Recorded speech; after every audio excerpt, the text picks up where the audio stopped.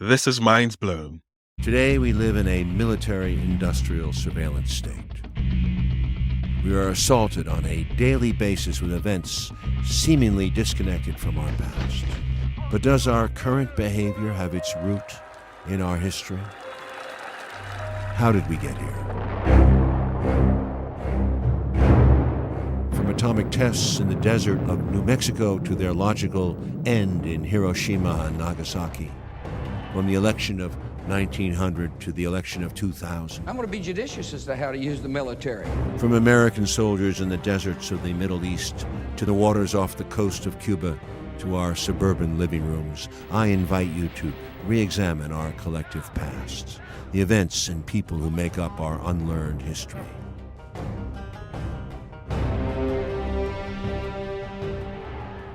Welcome to another episode of Minds Blown, where we dive deep into compelling stories and thought-provoking ideas that shape our world today.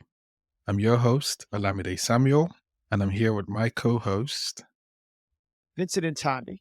And today we have a very special guest with us, someone who has made significant contributions to historical narratives in various mediums, from education to documentary filmmaking.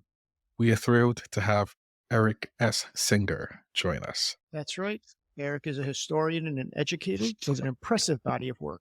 He holds a PhD in history from American University, my alma mater. We actually went to school together. He has a master's of education from the University of Vermont and a BA in public communication from American University as well.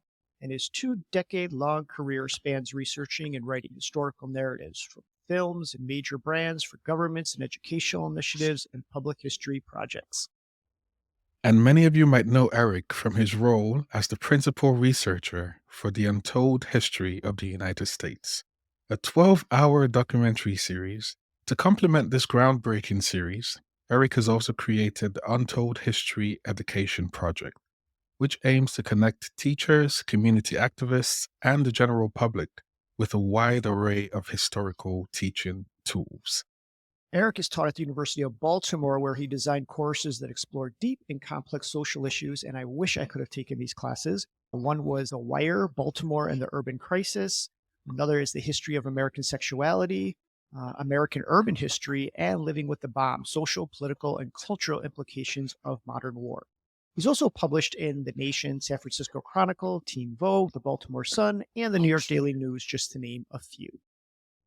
Not to mention, he's also known for his work adapting historical books for younger audiences. One notable project is his adaptation of the Untold History of the United States, the Young Readers Edition. Currently, Eric is working on adapting Kai Bird and Martin Sherwin's Pulitzer Prize-winning biography, American Prometheus, The Triumph and Tragedy of Robert Oppenheimer, which was the basis for Christopher Nolan's Academy Award-winning film, Oppenheimer. The adaptation is set to be published in the summer of 2025. It's truly a pleasure to have you here today, Eric, and welcome to Minds Blown. Thank you. Thank you so much to both of you for having me. You guys are doing great work. Thank you so much. Really appreciate that, Eric. Really appreciate that. And I mean, it was fascinating to read your biography and to dive into your background a little bit. And what I sense from your biography is that you didn't initially set out to write young readers' editions. So how did you get into this particular path? That's a good question. Through a circuitous route. I started as a high school teacher. And as Vinny mentioned, I went for a master's in education very early in my career after I graduated college, and quickly thereafter jumped into teaching ninth grade. And I was given a textbook by district, and the district wanted me to basically go through the textbook chronologically and teach it as so many people have experienced, for better or for worse. I would argue mostly for worse. And at the beginning, I sort of towed that line. I followed the curriculum and bored the hell out of anybody and everybody who was sitting in front of me. In 1930, the Republican-controlled House of Representatives, in an effort to alleviate the effects of the, anyone? the Great Depression, passed the, anyone?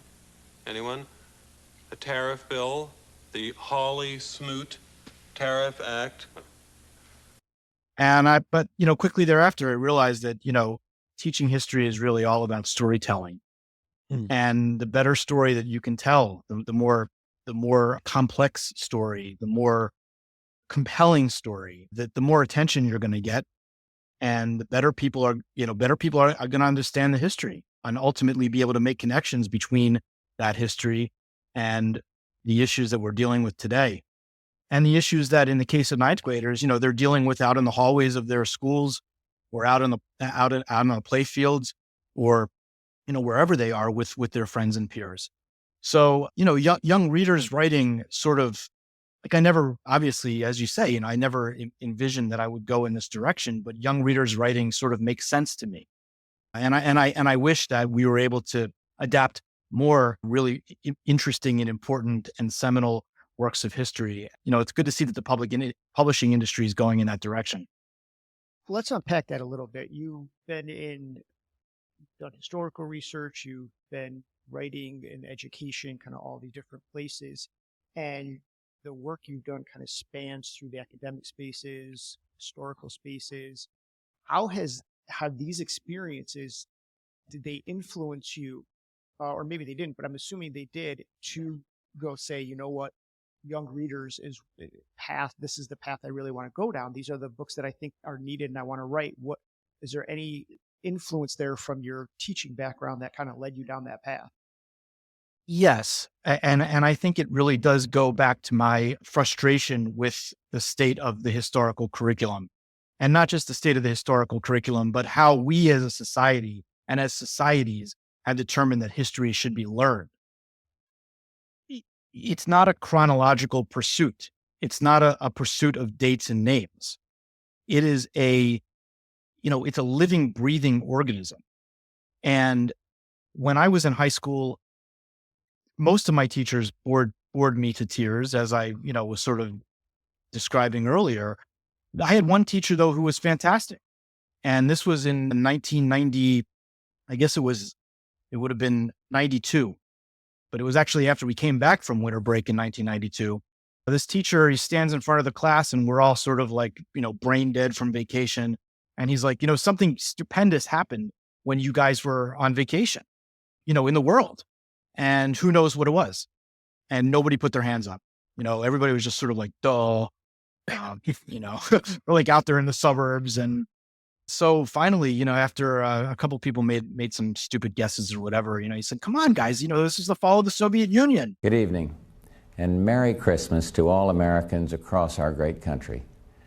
During these last few months, you and I have witnessed one of the greatest dramas of the 20th century, the historic and revolutionary transformation of a totalitarian dictatorship, the Soviet Union, and the liberation of its peoples. This struggle shaped the lives of all Americans.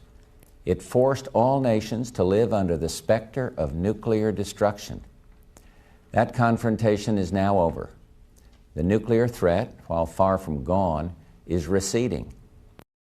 You may not understand what really just happened here, but this was a momentous event in world history, and the world's never going to be the same. And this guy, he grew up living and breathing in the Cold War. And, to him, the Soviet, as an American adult, the Soviet Union was the enemy. And, there was a very real threat at every stage of his life, almost every stage of his life, of nuclear war, of the possibility that the world might not exist. We were too young, quite frankly, to really understand that at the time. But that left a serious impression on me. I was like, wow, this guy actually is teaching me something that's useful about the world. And, from then on, I was like, man, I really have to learn about how all of this stuff happened. That sort of, it was that sort of thirst for historical knowledge that, ultimately made me want to be a teacher, but eventually sort of pushed me into the world of, I want to get a PhD to really master this stuff. The young readers writing, it comes out of that. Okay, yes, there's historical education, but so what? Like, historical education in a vacuum is not going to mean anything. Historical education, you got to make it relevant. You got to make it interesting. You got to you got to really force people, especially young people, to engage with the material. That's really, really fascinating. And I really appreciate something you said there, bringing my own experience in teaching into this conversation. So I've had a very short sort of academic career, and most of my teaching was at the postgraduate level.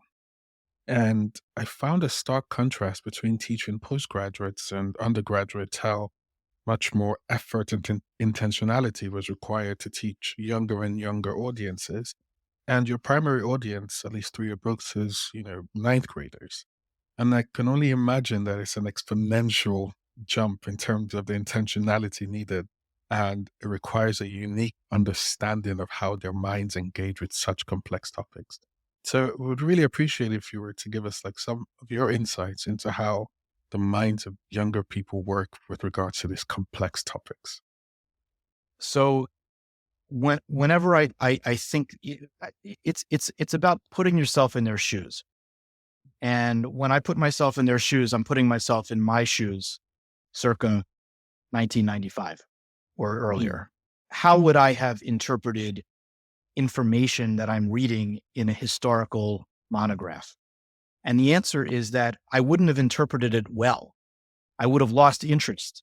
I wouldn't have understood some of the basic concepts. Like if somebody was talking to me about the concept of anti-communism as a ninth grader, I'm not going to understand what that means. Quite frankly, because I'm not going to understand what communism means, because nobody in most cases has effectively taught it to me. So you got to go back to real basics. You have to really question even the things that you think that they're going to know. And you have to describe them, not as if they are 10 years old, but maybe, as if they're like 6 years old. You have to equate them with what communism, in that case, what communism is as a concept, the ideal of communism, how communism has been defined by other people who seek to vilify communists, for example, how communism has been defined by communists themselves, or by people who are accused of being communists themselves. And you have to tell stories, and you've got to really get into people's minds and explain their motivations and explain why they do the things that they do. The question of why is so important. When you wake up in the morning, why do you go out and be an activist? What are you so pissed off about? Who are you fighting with? Right? These concepts of adversity, these are playground concepts, concepts that really resonate with kids. And, and the more you can, you really, you've got to do a lot of descriptive work and a lot of show, not tell. I could really resonate with that, because in a lot of conversations I have with like friends, family, relatives who are parents of toddlers or, 6-year-olds, one thing they repeatedly point out is how many questions 6-year-olds ask and how many of those questions are why. And it's just remarkably difficult to, follow a conversation on if the person keeps asking you, so why this and why that? Because even as an adult, you really have to fundamentally rethink and re-question your understanding of things. So I can only imagine how challenging this is. And speaking of that challenge, how does this define the sort of projects that you decide to take on, such as American Prometheus? Like, how do you go about choosing what stories to tell and adapt next? Well, in the case of American Prometheus, the book is masterful at describing Oppenheimer's childhood. And, that was really, I had read the book 3 or 4 times before I thought about going down the road of writing a proposal for a young reader's edition. And the way that they describe his childhood rock collection, for example, and how that ignited his future scientific career, about how his grandfather just gave him this collection of rocks and said, this stuff is amazing. go and do something with it. And, he did. He didn't care about the individual rocks and where they came from so much as how well they reflected and refracted light. And that was an unintended consequence. So the book, it was really, I would say that it's predisposed to become a young reader's edition because there are so many opportunities for young readers to put themselves in the shoes of this really brilliant guy. And to ask questions about, how the things that they're experiencing now in their lives were similar to the things that he experienced when he was at those ages. So you're really looking for a character or, for lack of a better term, an individual or a subject who is going to resonate with kids, who kids are really going to understand. And, one of the most important things is, you were talking earlier about how kids don't, that there's just so many things that they don't understand. Well, it's important for them to understand that the same was true for other people, right? Like Oppenheimer, there was a lot that he didn't understand from the very beginning, all the way through the end of his life.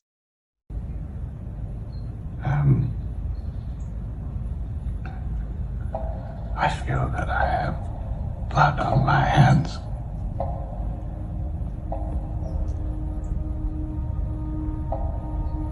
And he was asking questions constantly in his mind. And one of the devices that I've tried to do is sort of ask those questions and directly in the text so that kids can understand that, it's not, knowledge isn't preordained. Knowledge is something that is a hypothesis, really. I discovered at one point when we were writing the book that Oppenheimer's last secretary, I went to interview her, and she told me a story about walking to work with Oppenheimer one day, and suddenly she hears Oppenheimer muttering to himself, "Those poor little people, those poor little people." And he explains, well, the gadget we now know works at Trinity. It was a success, and now it's going to be used. And most of the victims are going to be women and children and poor little people. So this is a very complicated guy who can feel the tragedy, and yet he's feeling like he has to do his duty to see the end of the story as such.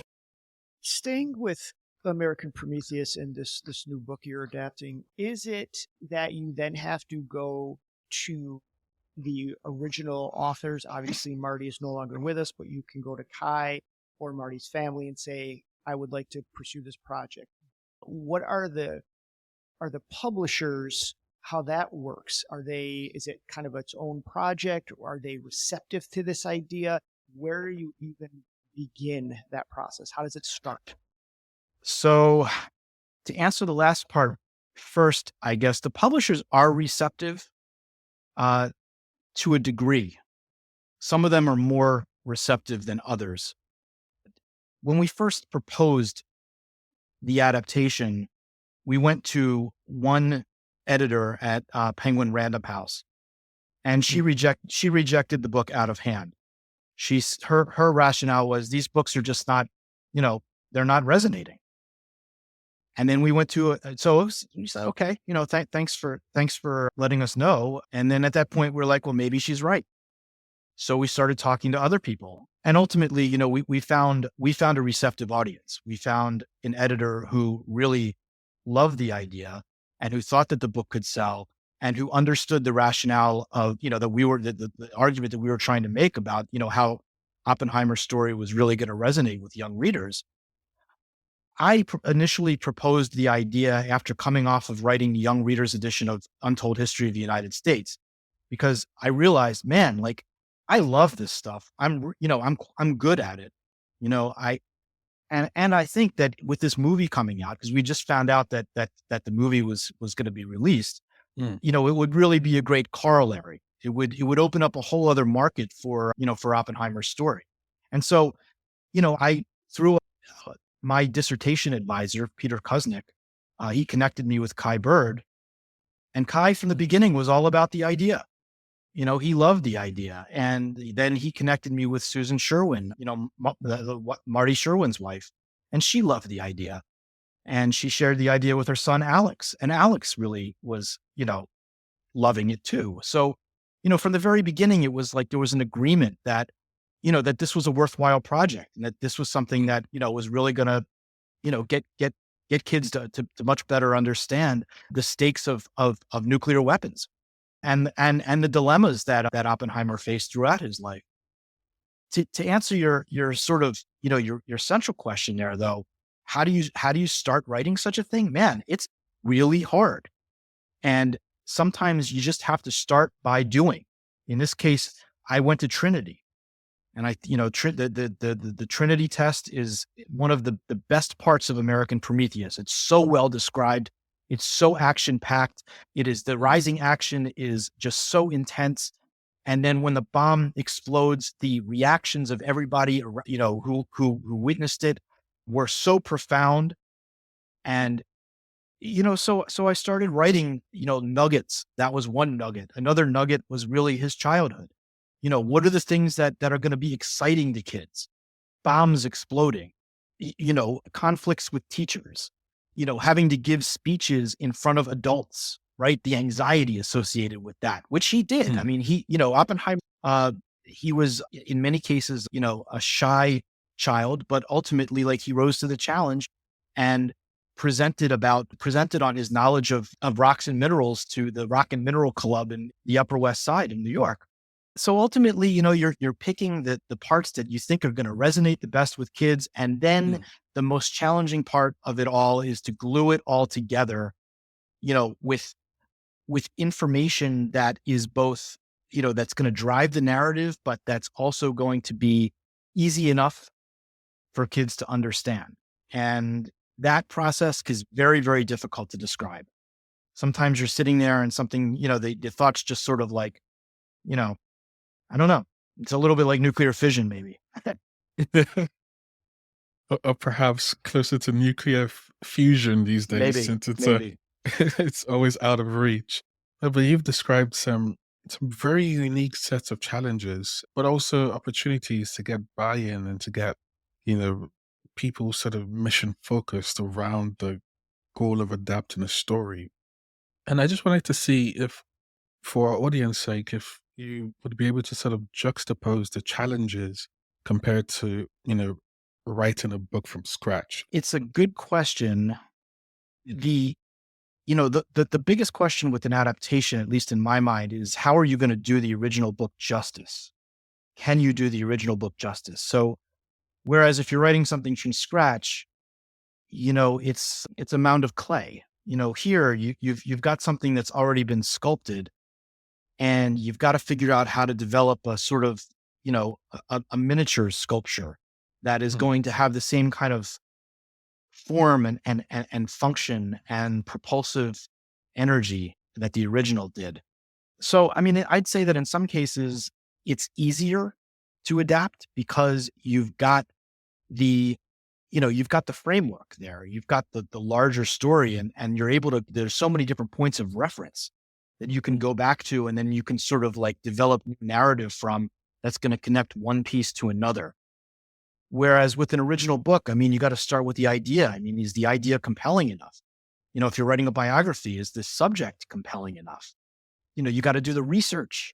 I mean, Marty Sherwin spent 25 years of his life researching the life of Robert Oppenheimer. And I think, he probably would have spent 25 more,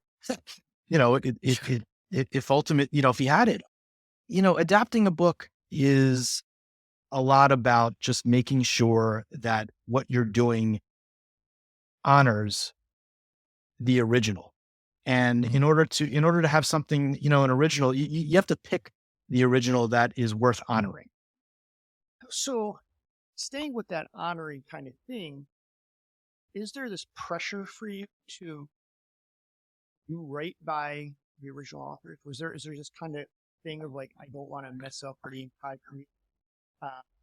I need to, again, check with them and make sure I didn't go off in a different path. Or like, I just wonder, because it's in a sense your baby, right? It's your project, but at the same point, it's being adapted from from somebody else. And so I just wonder how that, if that kind of hangs over you, that's a burden that you then have. So I never conceptualized it as my project. For me, it was always our project Okay. from the very beginning. And, Kai was extremely generous with his time, still is extremely generous with his time. We went back and forth over email, on the phone, about interpretations, about ways to describe certain aspects of Oppenheimer's experience. Kai was extremely helpful and motivational. He cares deeply about, making this right for young readers. So I, at every stage, was extremely concerned about whether or not what I was writing was going to do justice to the book, especially given the book's complexity. In some cases, there were like 6 or 7 page narratives that I had to boil down into a couple of paragraphs. And I would spend days, writing and rewriting and thinking and staying up at night, sometimes way too late, trying to figure out, how I was going to piece certain things together. Then the next day, I would have a draft, and then I would send Kai the draft, and he would be like, you really want to add, that you're missing something here. You really want to work this through a little bit, and work it through a little bit and go back to him. And then ultimately, the most rewarding parts were when he would say, man, you really nailed it. Like, you really got the essence. You got to the quick of what we were really trying to, to bring through. So, it is nerve wracking. This book won the Pulitzer Prize. The film that came out of it won the Best Picture. Is this going to measure up? We hope so. I hope so. That's a ton of pressure, responsibility. But I think even beyond sort of the responsibility to the original work and, sort of pulling back the conversation a bit to the broader picture, I think is the responsibility to your broader mission of sort of educating, especially the younger folk. And you've, spent a lot of time analyzing and looking at the strengths and the gaps in how history is taught today, especially to the younger generation. And we would like to know, in your opinion, where is education currently failing? Where is it succeeding, and how can we address these shortcomings? Well, that's a big question. I think that we have allowed at least historical education to be hijacked by the corporate world. And, I think that you've got textbook companies and you've got tech companies, and, that's sort of a real concerning nexus, because, you've got who is developing the content for these books and for these modules, these online modules. Yeah. Increasingly, these, you have content that is being derived from discussions with school boards, across the United States, for example. And you've got some people on the school boards that are, quite frankly, not qualified to be making decisions about historical content, but they are. You've got people who are not necessarily qualified to be writing textbook content. And, but beyond that, it's not just the content. I would say that it's also the methodology. It's that everything is so deductive when it comes to historical education, that it's always a bunch of facts that need to be consumed, right? And maybe that comes from consumer capitalism, that to get an A, you need to be able to efficiently and effectively consume as much quote unquote knowledge as possible. Maybe we need to start inductively. We need to start with the questions. I think that if we start with the questions about, why things are the way that they are, then we can gradually build knowledge. This is a problem with our entire education system. I think that we should be starting from a very, very early age by having kids decide what they want to learn. Mm. Like what is it that's important to you? What's important to your family? What's important to your community? Not just what's important, but what's absolutely necessary. The Zapatistas in southern Mexico, they have a really good model for this because they have to have a model for it.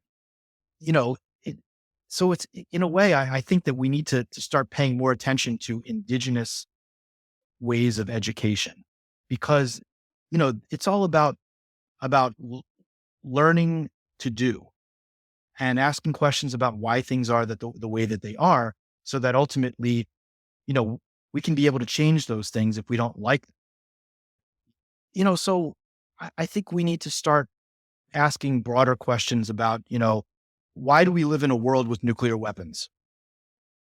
In ninth grade, I think that that's a great, walk in at the beginning of the year, you're a teacher, start with that question Mm. and then build the rest of the knowledge around it. Ultimately you're going to engage with the concept of a Cold War. You're going to engage with the concept of, of colonialism and conflict and exploitation.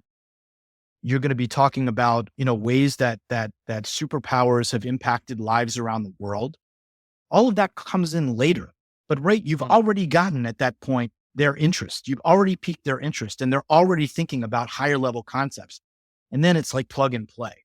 So to answer your question, I think that we have it inverse. We have to start with students and we have to start with why. Mm. Just a quick comment before Vin's question, and I really love that you ended your last response with, we have to start with why.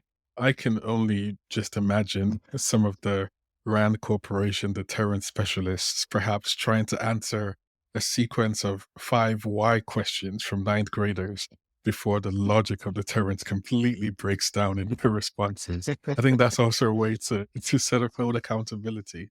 Curious about who has inspired you throughout your life, whether it's people in history, whether it's family and ancestry, whether it's things that have happened in history, maybe it's been teachers, but to kind of form your ideology and who you are and why you chose this path instead of, say, being, I don't know, in the business world and, screwing people over for money, etc. Like, what was that? We've been to Hiroshima and Nagasaki together. So what are your influences as far as, especially with the nuclear disarmament piece, but in a general sense of kind of how you became Eric Singer?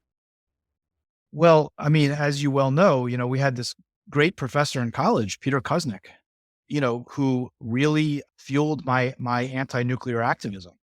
I remember walking into my first class with him, first semester freshman year at American University in 1995. And, it wasn't anti-nuclear stuff. We were talking about Christopher Columbus. And, he gave this great lecture about how Christopher Columbus was this, genocidal, insane maniac. And coming from a pretty centrist suburban high school, I mean, I had never heard that kind of narrative before. So, I think that it was not just Peter. I mean, it was a collection of really amazing historians at American University, including, he's now dead, but Bob Griffith. Bob Griffith was just so positive. Robert Griffith, so positive and so encouraging. At the time, I didn't think I could ever write a dissertation, much less a young reader's book. And he's like, yes, you can. You just have to really, you really got to get passionate about something. So there were people in college who really fueled me. As I mentioned earlier, I had some great high school teachers. That one teacher, who was talking about the fall of the Soviet Union, Tom Hoekstra, he got me to start thinking beyond the 4 walls of the classroom and beyond my little house and beyond my little life about what was going on in the world and why it was important. But ultimately, it always came from within me. I always felt like something was wrong. At every stage in my life, something was wrong about the suburban existence. Something was wrong about the fact that we needed gasoline to get from point A to point B. Something was wrong about the fact that, that we're okay living in a world where people bomb each other or where people kill each other with guns. None of that ever made any damn bit of sense to me. And I know I sound like like very idealistic or naive. And, as a historian, I know how naive some of those thoughts, really are. But I always believed that, there can be a different kind of existence and there can be a different kind of world. Uh, And so at every stage in my life, when other people around me seem to just be accepting things, I'm like, I don't accept that. I'm not going to go along with that. Sometimes it drives me crazy. You know, but, but ultimately, like, I think it's important to really galvanize knowledge and to galvanize activism from an early age, because there are so many people out there who are just sort of like waiting for it and they need to be And the stimulated concept of like I being was. naive, I would like to know, in adapting the Young Readers edition, how much you decided to talk about what actually happens with the atomic bombings, because that is a criticism, right or wrong, that some people had with Oppenheimer, with Nolan's film, is that they actually don't show what goes on in Japan. And so I'd like to know, when you did this, how much was that a conscious decision, and how you tackled that issue? I started the book with Hiroshima and Nagasaki, and not just, I picked Hibakusha stories from kids. The first one was the Hiroshima experience was derived directly from John Hersey's account, where I described what it was like for in that case, I guess it was a 12-year-old, who experienced, who was really thrown out of his bed, across the room. In Nagasaki, it was about a family who was separated, a 10-year-old child who was separated from his parents. And he ended up like going all across the city to look for his parents. How many kids can imagine, being in such a horrific situation where people are dead and dying around you and everything is on fire and your house is gone and your family's been split up and, you've got to find them. I mean, this story was just so, gut wrenching. And I thought that it was important for it to be told. I think that Nolan, that scene in the Oppenheimer movie where, Oppenheimer is at the front of the auditorium in Los Alamos, and he's obviously got, very serious misgivings about being celebratory at that moment. It's too soon to determine what the results of the bombing are. But I'll bet the Japanese didn't like it.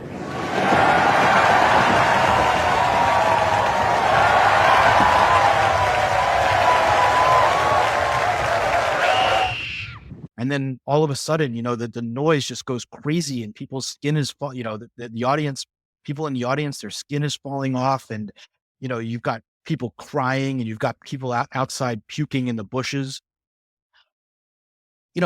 I think for an adult audience, that was really, really good. That was really, really effective. At least for me, it was. But I think for an audience of young readers, you really have to explain what happened at Hiroshima directly and vividly, because they're not going to know any other way.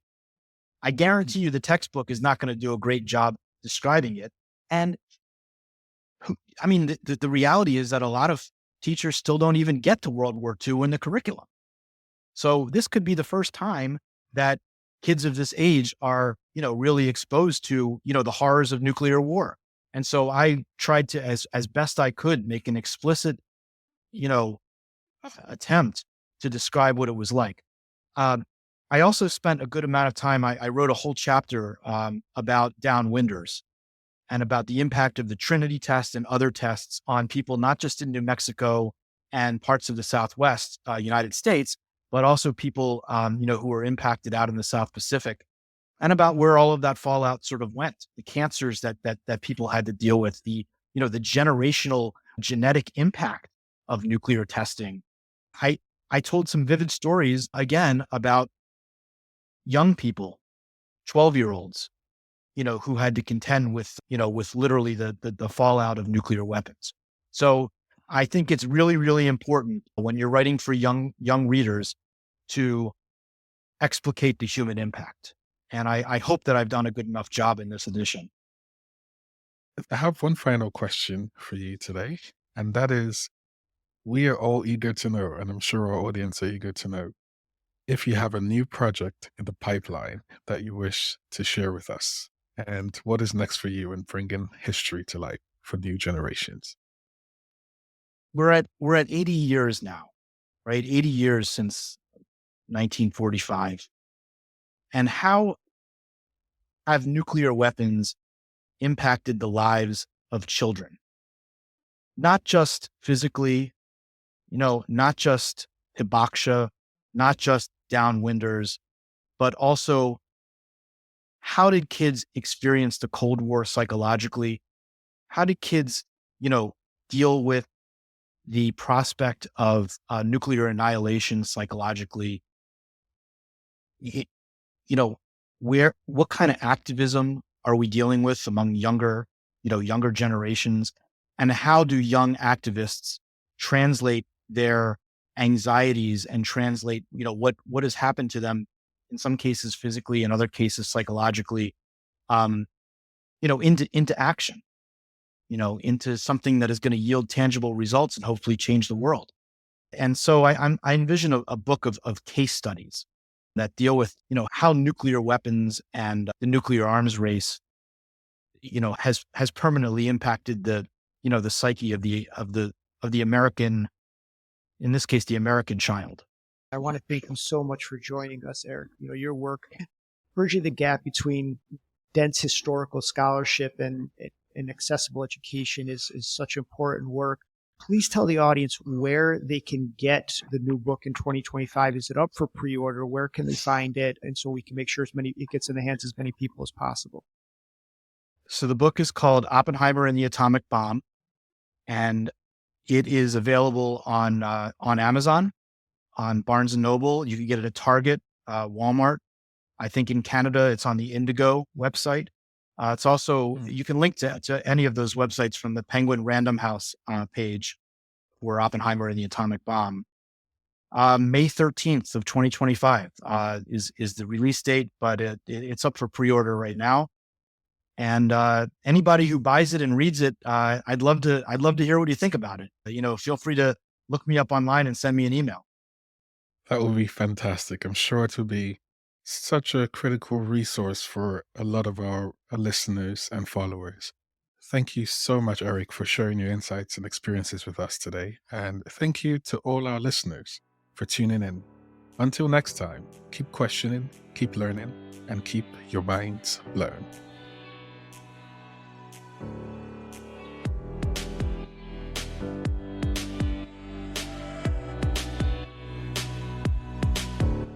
Mind Blown is produced by Jackson Street Collective and made possible by Lex International.